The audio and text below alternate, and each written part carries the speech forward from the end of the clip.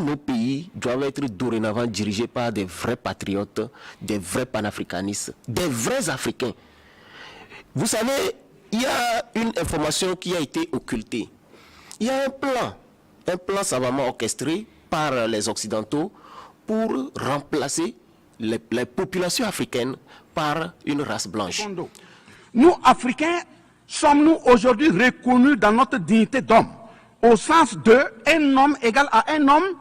La réponse assurément est non.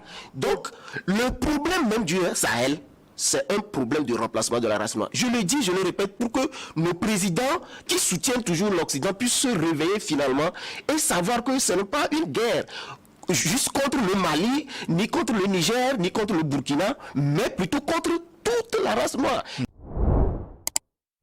Salut cher ami, comment tu vas? J'espère que tu vas très bien. Moi, je vais bien par la grâce de Dieu. Les propos que tu viens d'entendre me semblent d'une gravité extrême. Et c'est très sensible, ce sujet. Mais je t'invite à en discuter ensemble dans cette vidéo. Ton avis donc est vivement souhaité. Reste jusqu'à la fin pour comprendre la manière dont je l'aborde. Parce que je vais donc rappeler certains faits avant de te faire écouter les propos en entièreté de ce journaliste. Mais je vais rappeler certains faits. À la fin, je rappellerai aussi certaines attitudes. La question qui se pose, est-ce que la manière dont nous sommes traités en tant que Noirs, est-ce que cela est dû à la couleur de la peau, au mépris parce que nous sommes noirs, ou plutôt par rapport à nos attitudes?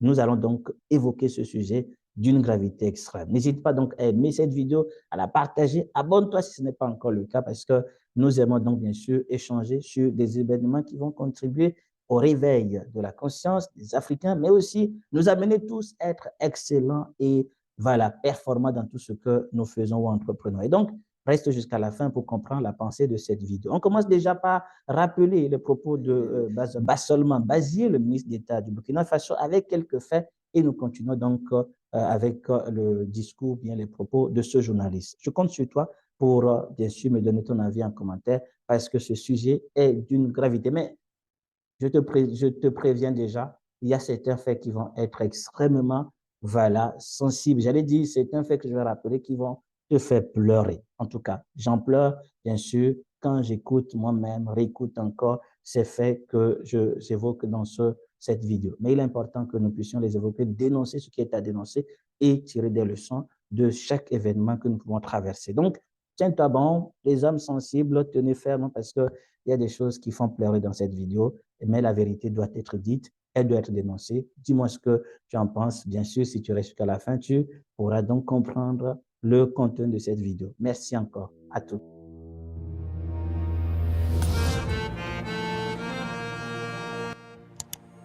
Bonjour, cher. Nous, Africains, sommes-nous aujourd'hui reconnus dans notre dignité d'homme, au sens de un homme égal à un homme?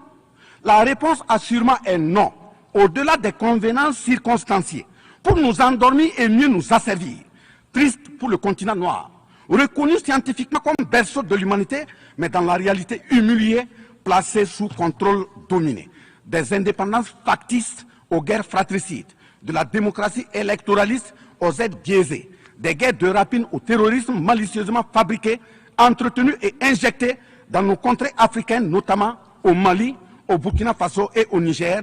Il y a une seule constante, nous dominer, maintenir le pied sur notre cou, tel le cas de notre malheureux frère George Floyd aux États-Unis, ici même. Hands off right now. Let me see your other hand.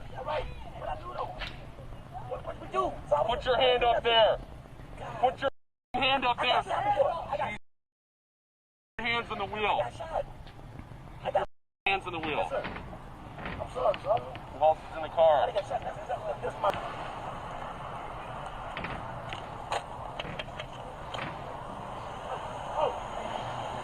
Let me see your hands. Stay in the car. Let me see your other hand. I'm sorry. Let me see your other hand. Both hands. Put your hands up right now. Let me see your other hand. Put your hand up there. Put your hand up there. Hands on the wheel. Keep your hands on the wheel.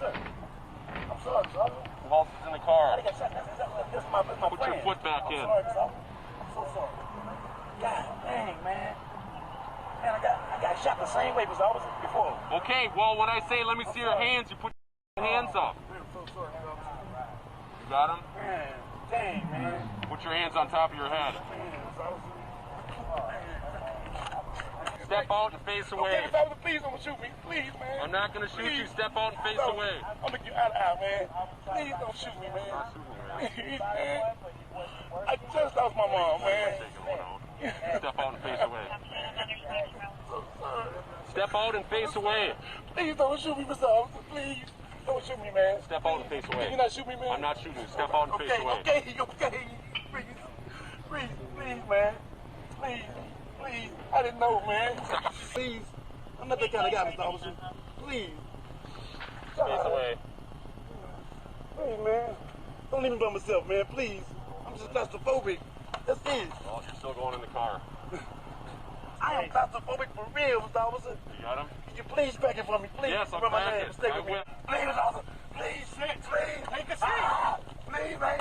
Please. No, take a seat. I can't choke. I can't breathe, Mr. Officer. Please. Fine. My wrist, man. Please. I can't take this, man.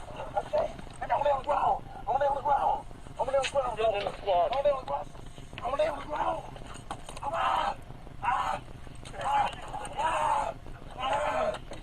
going down. I'm going down. Squad. I'm going down.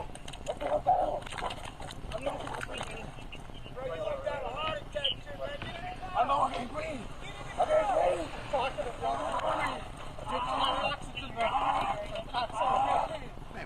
Est-ce cela la démocratie?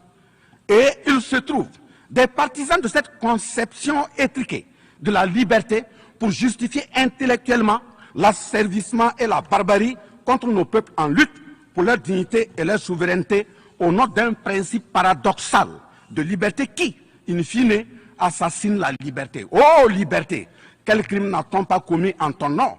Oui, en effet, c'est horrible et c'est le moins qu'on puisse dire. Quel crime n'a-t-on pas commis au nom de la liberté? En effet, c'est horrible. Je te laisse continuer. Nous allons voir maintenant le cas, quelques rappels de ce que nos frères ont vécu dans cette affaire de l'Ukraine. Tu te rappelles bien de cela et c'est quelque chose qui nous marque parce que c'est une injustice, une telle injustice à l'égard de la race noire qui nous pousse à nous poser la question pourquoi nous sommes ainsi traités partout. Quel que soit donc ton rang, parce que tu es noir, tu es méprisé. Continuons, parce qu'à la fin, il y a autre chose que nous allons voir. Ne quitte donc pas cette vidéo, n'hésite pas déjà à l'aimer, on y va. I was begging.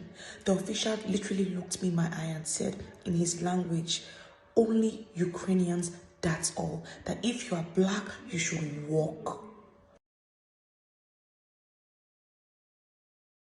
I'm currently in Debrecen, Hungary. I got in like 10 a.m. today. Today is the 28th of February. It wasn't easy. On Friday at 8 a.m., I was on my way to Poland. I took a commercial taxi and the taxi couldn't stay on the line of cars because literally cars had been there for 2 days. And when we dropped, on the Google map, it was saying a 1 hour walk. And I was like, a 1 hour walk is nothing, you know, if it's getting us there on time. And we walked and it kept increasing. The term walking is traumatizing me. The term walking, I walked for 12 good hours, and it's not an exaggeration. The traffic warden saw me and said I should go to a shelter to sleep, and I slept, and he said the next day that there is a bus going from that shelter straight to the Polish border. And when it was time to get on this bus, the Ukrainians said, just Ukrainians, literally as a black person. I even lied that I was pregnant. They didn't care. I was begging. The official literally looked me in my eye and said in his language, only Ukrainians, that's all. That if you are black, you should walk. And that was an additional 8 hours from where we were. By car, it was like 30 minutes. So we had to walk additional 8 hours. The problem isn't at the Polish border. It is at the Ukrainian border. because you have to stamp out at the Ukrainian border to get on the Polish side. And the Ukrainians are only prioritizing their citizens. They don't care. They will push you. They will beat you. If you can make it, you make it. If you don't, you don't. Like, I took a nap and I still felt like I was still walking, like I hadn't crossed over. It's not fair. Like, we're just begging to go. I literally had to go back to my city after that experience, re-strategize, and took a train to Hungary. It wasn't even easy getting to Hungary. We had to pay. Those that didn't have money to pay, what would they do?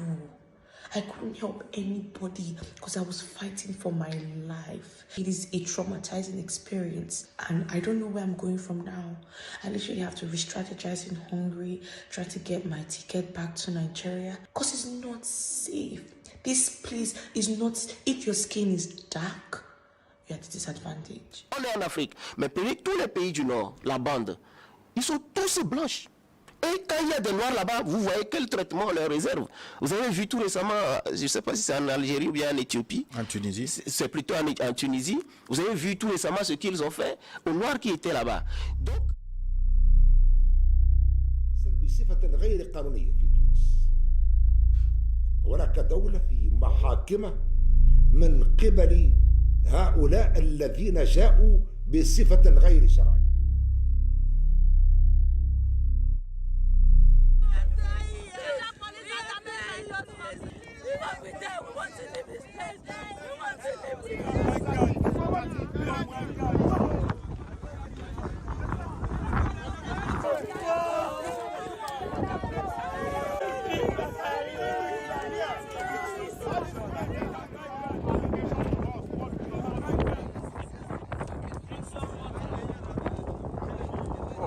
We are dying, no water, no food.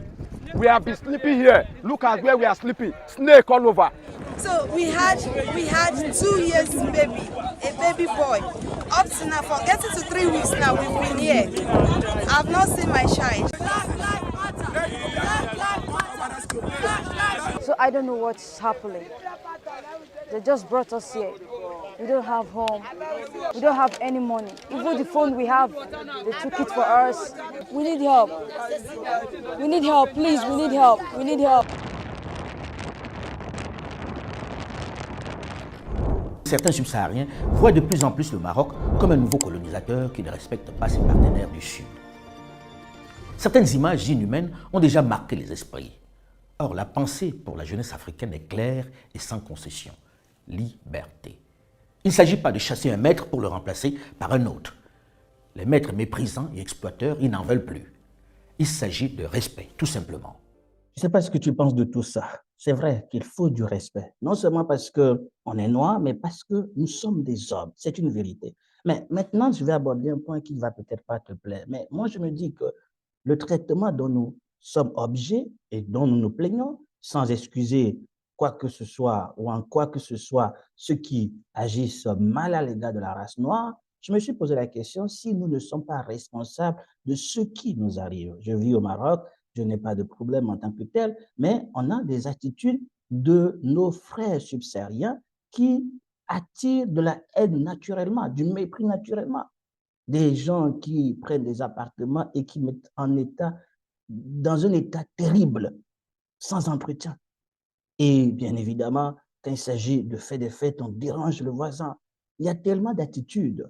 Ou bien, ce qui me tue le plus, ce qui me blesse le plus, voilà, c'est que quand vous marchez, à chaque feu rouge, vous allez voir des Africains mendiants. Vous savez, lorsqu'on demande qu'on nous respecte, il faut des attitudes pour se faire respecter. C'est très important. Et cela n'a rien à voir avec la couleur de la peau. C'est très important à mon avis. Par exemple, prenons le cas de nos dirigeants de la CEDEAO qui sont partis demander à l'Union européenne de les soutenir dans les sanctions, mais aussi dans leur projet d'agression du Niger. À l'issue de cette question, donc, du coup d'État contre Bazoum. Vous l'avez entendu, ou bien? Ils sont partis. À la recherche de tout type de soutien, le président de la commission de la CEDEAO, Omar Alieu Touré, a participé jeudi à Tolède en Espagne à une réunion des ministres des Affaires étrangères de l'UE, au cours de laquelle a été évoqué le coup d'État au Niger et d'éventuelles sanctions que prépare l'Union européenne à l'encontre des nouvelles autorités nigériennes qui ont pris le pouvoir le 26 juillet dernier. Ma visite cet après-midi a donc pour but d'expliquer notre position à l'Union européenne, ce qui a motivé les diverses mesures prises par la CEDEAO et la collaboration que nous recherchons de la part de tous nos partenaires. Comme vous le savez, le monde est un village planétaire. Un événement dans un endroit particulier affecte le monde entier. C'est pourquoi nous estimons qu'il est important de venir en Espagne pour parler à nos partenaires de l'Union européenne afin qu'ils comprennent ce que nous faisons et qu'ils nous apportent le soutien qu'ils sont en mesure de nous apporter. Ils sont partis demander le soutien nécessaire aux Européens contre leurs propres frères. Comment dans de telles situations, on ne serait pas méprisé? Et on a vu plusieurs subsahariens qui essaient de traverser pour aller en Europe, pour chercher le bien-être. Et nos chefs d'État ne font rien. Ils ne font pas de leur mieux pour que cette situation qui dure depuis des années s'arrête. On est dans des combats égoïstes. On est dans des combats de pouvoir préserver son propre pouvoir à vie. Comment on ne serait pas méprisé si nous-mêmes, on se laisse utiliser par ces Occidentaux contre nos propres frères? Je pense qu'il y a lieu d'équilibrer les choses. S'il est vrai que des fois, il y a des mépris, il y a du racisme qui continue, on ne peut pas le nier, mais il est aussi vrai que nos attitudes en tant que Noirs sont à revoir. Dis-moi ce que tu penses par rapport à ça. Je te laisse maintenant écouter entièrement les propos de ce journaliste que je t'ai fait écouter au début de la vidéo et à la fin, n'hésite pas à me dire ce que tu penses de cette situation. Merci d'avoir suivi cette vidéo. Je compte sur toi pour qu'elle soit aimée et partagée au maximum. Allons-y, cher ami. Tous nos pays doivent être dorénavant dirigés par des vrais patriotes, des vrais panafricanistes, des vrais Africains. Vous savez, il y a une information qui a été occultée. Il y a un plan savamment orchestré par les Occidentaux pour remplacer les populations africaines par une race blanche. Quand on le dit, attendez, je vais démontrer, c'est pas de la théorie complotiste. Si vous prenez dans l'histoire, vous allez voir que au début, l'Amérique, par exemple, était occupée par et des Noirs et des Amérindiens, des Indiens d'Amérique. Mais aujourd'hui, quand vous y allez, c'est les Blancs qui occupent totalement les États-Unis d'Amérique. Pas seulement, même jusqu'aux Amériques du Sud. Quand vous arrivez en Australie, c'est le même scénario. Vous savez, l'apartheid, les gens pensaient que c'était juste un instrument qui travaillait juste pour implanter une race blanche en Afrique du Sud et prendre le contrôle de ce pays. Mais le système utilisé, c'est exactement le même système qui est utilisé aux États-Unis, à savoir reléguer les Noirs dans des camps et les repousser petit à petit de manière à reconquérir tout le pays et l'occuper uniquement par les Blancs. Quand vous prenez, par exemple, ça ne vous a jamais rien dit de voir que au nord de l'Afrique, tous les pays du nord de l'Afrique sont occupés par une race blanche. Vous prenez l'Égypte ancienne, et ça, notre doyen Omotunde l'a toujours démontré, que l'Égypte était occupée par des Noirs, des vrais Noirs, jusqu'à très récemment. Maintenant, ceux qui sont arrivés, ils ont fait quoi? Ils ont éliminé la race noire, les Noirs qui étaient là-bas. Même l'Éthiopie a été colonisée et la race a été, les Noirs ont été remplacés par des Blancs. Aujourd'hui, vous allez dans ces pays, vous allez voir les autochtones, mais ils sont relégués très loin dans des villages reculés qui ne sont pas et qui ne participent pas au développement ni à la gestion du pays. Je continue. Vous parlez des Occidentaux plutôt qui se plaignent de ça. Parce que vous voyez les populations de la France, de l'Italie, etc. C'est beaucoup de mélange avec les populations noires aujourd'hui. C'est aujourd'hui, mais dans leur plan, j'en viens. Prenons le cas de la Mauritanie aujourd'hui. La Mauritanie, c'est un pays à 80% noir, mais dirigé par des Blancs. Vous savez qu'est-ce qu'ils ont voulu faire tout récemment? Ils ont voulu importer des Palestiniens là-bas. quel est le plan? C'est de blanchir toujours la population. Maintenant au Sahel, qu'est-ce qui se passe? Ce qui se passe réellement, c'est que les Occidentaux veulent implanter un pays arabe. Vous savez, le fait d'avoir placé Bazoum à la tête du Niger, c'était pas anodin. Bazoum, c'est un arabe. Et donc, le plan, c'est de laisser les Arabes occuper le nord. Et petit à petit, occuper le pays. Contre les Arabes, ils ont le droit de s'installer où ils veulent légalement. Mais la question centrale qu'il faudrait se poser, je vous ai renvoyé, la même théorie de remplacement, ça existe chez les Blancs, ils s'en plaignent, les Occidentaux. Mais ils se plaignent de quoi? Les Noirs qui sont... Quand Éric Zemmour et les autres nationalistes dans les différents pays, mais... Je connais mon opinion sur Éric Zemmour. Son nom même pose problème. Au lieu de chercher solution à son nom, on dirait qu'il veut aggraver le problème que son nom pose. Voilà. Éric Zemmour. Quel Français s'appelle Zemmour et Éric?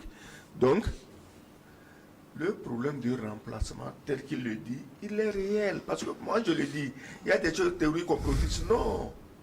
Mais pourquoi c'est aux Touaregs que les Français ont promis l'Azawad? Pourquoi c'est aux Touaregs? Parce qu'ils ne sont pas noirs comme nous.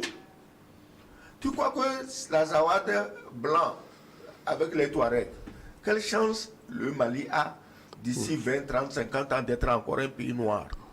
Possible. Tu dis on n'a rien contre les Arabes, on dit que Bazoum est arabe. Mais toi, essaye d'être président en Syrie, au Yémen. Pourquoi pas? Tu vas être président au Yémen, toi noir, ou en Syrie. Et pourquoi aller si loin? En Mauritanie, c'est sur notre territoire. Donc il y a des faits. Vous faites preuve d'une fausse pudeur et vous faites comme vous ne voyez pas ces faits. Voilà. Mais la race noire est destinée à être éteinte. Peut-être ce n'est pas dans 20 ans, non? Dans 100 ans, dans 200 ans, un jour on se souviendra que bon, il y a la ville de Lomé, qu'il y avait des Noirs. Ah bon, il y avait des Noirs à Lomé? Oui, il y en avait. Ils étaient la majorité. Ils sont aujourd'hui, ils sont plus là. Mais quelle menace représentent les Noirs pour qu'on veuille, pour qu'on échafaude un plan pour les éliminer? Les Noirs ne représentent aucune menace. Parce que s'ils étaient une menace, il ne viendrait en tête à personne de vouloir les dégommer. Mais on trouve quand même que ça fait un peu bizarre qu'un homme normal ait la peau noire. C'est tout.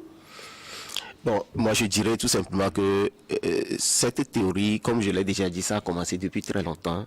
Et beaucoup le savent. Ceux qui sont surtout dans les sectes ésotériques, ils le savent. Parce que c'est de là que vient même l'ordre de ce remplacement. Beaucoup de savants ont déjà démontré par A plus B que l'Europe même était occupée par des Noirs. La race originale, le berceau de l'humanité, là où l'homme a vu la naissance, c'est l'Afrique. Et la couleur de ce monsieur, c'était noir. Tout l'Occident était occupé par des Noirs. Et eux-mêmes, dans leur théorie de l'évolution, ils l'ont dit, ils appelaient l'homme noir qui est venu d'Afrique l'homme moderne, qui est venu leur apprendre comment on fabrique les outils, alors qu'il n'existait pas. La race blanche est venue tardivement, mais dans leur mission de gérer tout le monde, ils ont orchestré des plans. Et c'est ce plan-là qui sous-tend tout. Quand ils sont en train de dire, oui, on va vous aider, on va vous donner tel million, il y a des contrats en contrepartie. Aujourd'hui, nos pays même, quand on parle de l'extinction de la race, moi, les gens crient. Quand vous voyez dans les conférences internationales des messieurs comme Sarkozy ou Hollande ou Macron qui crient à tue-tête que l'Afrique est surpeuplée et qu'il faut faire tout pour ralentir la population africaine. Moi, ça me donne des urticaires. Je me dis, mais comment un continent de plus de 30 millions de kilomètres carrés, avec seulement 1,2 milliard, on peut le qualifier de surpeuplé? C'est des aberrations. Et c'est de là où est venu beaucoup de théories où on avait commencé même pas à faire des injections à nos filles dans nos écoles entre-temps pour les stériliser. Et ça a créé des crises. Vous allez voir des filles qui tombaient en transe, qui faisaient des trucs, c'était devenu un scandale, c'est ça qui a fait qu'ils ont arrêté. Il y a les moustiques génétiquement modifiés qui ont été lâchés tout récemment pour pouvoir détruire soi-disant le paludisme. Mais quand on a analysé ces moustiques, on a retrouvé quoi? Des germes, des gènes qui devraient contribuer à la stérilisation de la femme. Tout ça, c'est des choses réelles. Donc, quand on parle de la théorie du complot, moi, je ne m'aligne pas dans ça, parce que c'est des choses réelles. Et quand vous voulez aller droit dans le sujet, pour vous mettre à l'écart, on vous dit que c'est de la théorie du complot. Mais dans le réel, c'est ça. Vous allez voir que, je l'ai déjà dit, on est en Afrique. Mais tous les pays du Nord, la bande, ils sont tous blanches. Et quand il y a des Noirs là-bas, vous voyez quel traitement on leur réserve. Vous avez vu tout récemment, je ne sais pas si c'est en Algérie ou bien en Éthiopie. En Tunisie. C'est plutôt en Tunisie. Vous avez vu tout récemment ce qu'ils ont fait aux Noirs qui étaient là-bas.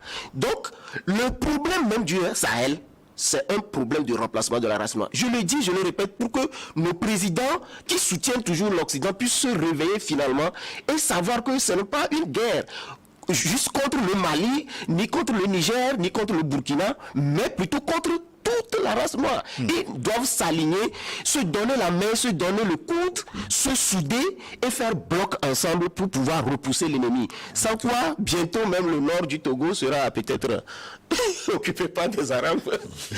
Qui le sait?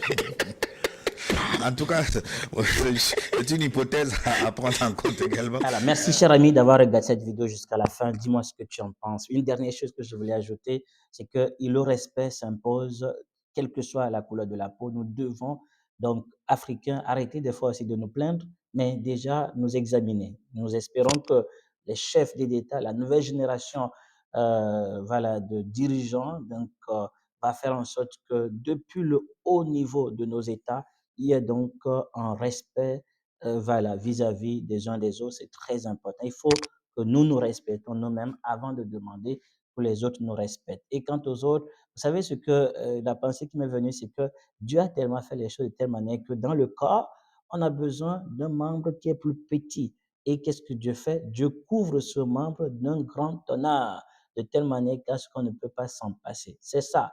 Même si la race noire peut être méprisable, ceux qui veulent de l'Afrique à cause de ses richesses n'ont pas le choix que d'aimer les Africains. On ne peut pas vouloir de l'Afrique sans les Africains. Ça, c'est impossible. C'est ainsi. Donc, Dieu a béni la terre africaine des ressources extraordinaires. Il est important de comprendre que nous avons besoin des uns et des autres. Peu importe la couleur, peu importe bien évidemment ce que la personne peut avoir, il faut du respect mutuel. Ça, c'est une vérité. Mais encore une fois, chers Africains noirs, il faut apprendre à se respecter et à respecter ton prochain, à traiter ton prochain avec dignité avant de voir ce que les Occidentaux, les Blancs pourraient faire. Donc, je crois que c'est ce que je voulais ajouter à la fin de cette vidéo en te remerciant pour ta fidélité à notre chaîne et en attendant ton avis en commentaire. À bientôt, cher ami. Au revoir.